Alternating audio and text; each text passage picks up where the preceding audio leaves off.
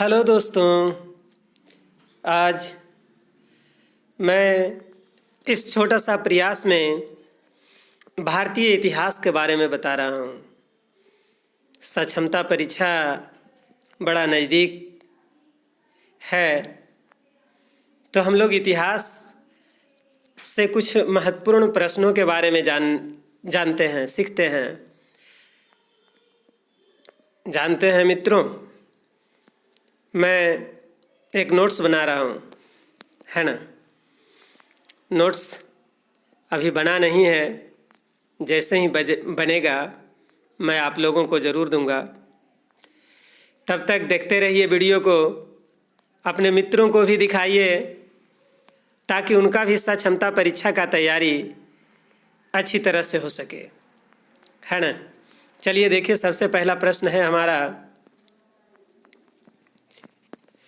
पाषाण युग की सबसे बड़ी उपलब्धि क्या थी। नंबर 1 में औजार बनाना, दूसरा है आग जलाना, तीसरा है शिकार करना या पशुपालन। यानी पाषाण युग की सबसे बड़ी उपलब्धि इन चारों में से है ख, आग जलाना। पाषाण युग की सबसे बड़ी उपलब्धि। चलते हैं अगले प्रश्न की ओर। अगला प्रश्न है हमारा कि पूरा पाषाण काल में मानव की आयु कितनी होती थी। पहला विकल्प है 20 से 25 वर्ष होती थी, या 25 से 30 वर्ष होती थी, या 30 से 35 वर्ष होती थी, या 35 से 40 वर्ष होती थी। जानते हैं पूरा पाषाण काल में मानव की आयु बहुत कम, यानी 20 से 25 वर्ष मानी जाती थी। अगले प्रश्न की ओर चलते हैं। पाषाण युग के हुंसगी में क्या पाया गया है। उद्योग के स्थल पाए गए हैं, कि अनेक झरने पाए गए हैं, कि पाषाण युग के अवशेष पाए गए हैं, कि इनमें से सभी होगा। तो पाषाण युग के हुंसगी में ये तीनों चीज़ पाए गए। उद्योग के स्थल भी पाए गए, ढेर सारे झरने भी मिले वहाँ, और पाषाण युग के अवशेष भी मिले वहाँ, है ना। यानी इसका सही जवाब ये तीनों होगा। आगे बढ़ते हैं अगले प्रश्न की ओर, है ना। अगला प्रश्न है हमारा, आरंभिक मानव से संबंधित स्थल पैसरा कहाँ अवस्थित है।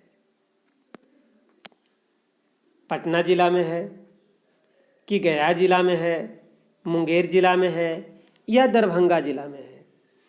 इसका सही जवाब है कि पैसरा जो है वह दरभंगा जिला में है। सॉरी, गलत बोल दिया मैंने, मुंगेर जिला में है। पैसरा मुंगेर जिला में पड़ता है, याद रखिएगा, है ना। जो आरंभिक मानव से संबंधित स्थल है पैसरा, इसका सही जवाब मुंगेर जिला है। अब अगला प्रश्न की ओर चलते हैं, है ना। अगला प्रश्न है, चिरांद कहाँ स्थित है ना। चिरांद मुंगेर के पास है, या गया के पास है, या आरा के पास है, या छपरा के पास है। तो इसका सही जवाब होगा कि चिरांद जो है छपरा के पास है ना। याद रखिएगा, इसका सही जवाब है चिरांद छपरा के पास है।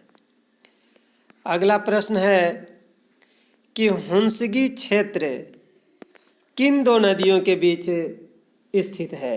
जो हुंसगी का क्षेत्र कहते हैं वो कौन सी दो नदी के बीच है। कृष्णा एवं भीमा नदी के बीच है, अथवा कृष्णा एवं गोदावरी नदी के बीच है, अथवा गंगा एवं जमुना नदी के बीच है, या गंगा एवं सिंधु नदी के बीच है। सही जवाब होगा कृष्णा एवं भीमा नदी के बीच में है। यही सही जवाब होगा हुंसगी क्षेत्र। चलते हैं अगले प्रश्न की ओर। मध्य पाषाण युग का दूसरा नाम क्या है। यहाँ नाम लिखा हुआ है, राम लिखा गया है, नाम है, दूसरा नाम क्या है इसका।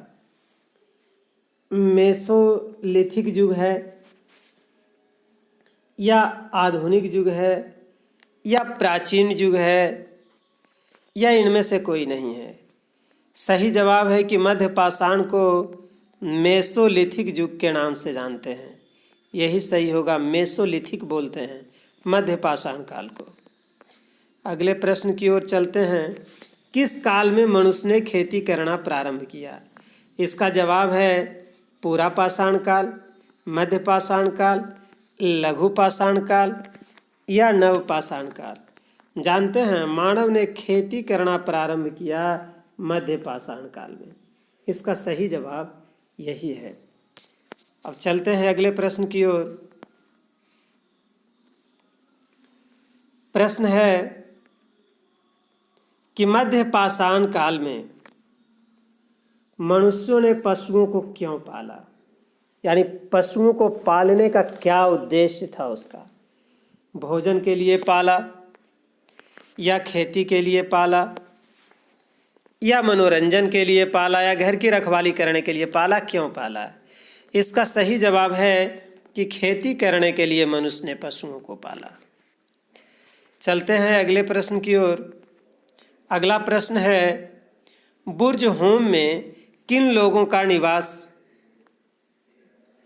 बुर्ज होम में लोगों का निवास स्थान कहाँ होता था? गुफा में रहते थे या गड्ढे में रहते थे या झोपड़ी में रहते थे या बस्ती में रहते थे?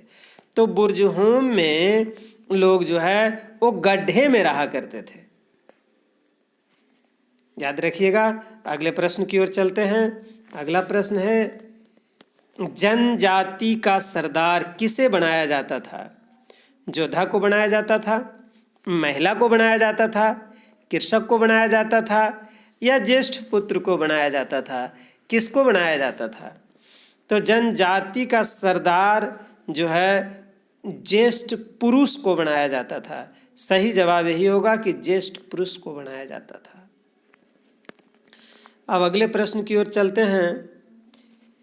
मध्य पाषाण काल में मनुष्य किस प्रकार का औजार बनाता था? बड़ा बनाता था औजार या लंबा बनाता था या छोटा बनाता था या गोल बनाता था? कैसा औजार बनाता था मानव मध्य पाषाण काल में?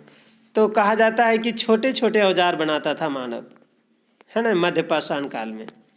अगला प्रश्न है मेहरगढ़ के लोगों का क्या व्यवसाय था? मेहरगढ़ के लोग खेती करते थे कि शिकार करते थे कि भोजन संग्रह करते थे अथवा व्यापार करते थे? क्या करते थे मेहरगढ़ के लोग? तो सही जवाब होगा कि मेहरगढ़ के लोग खेती किया करते थे। खेती सही जवाब होगा। अगले प्रश्न की ओर चलते हैं।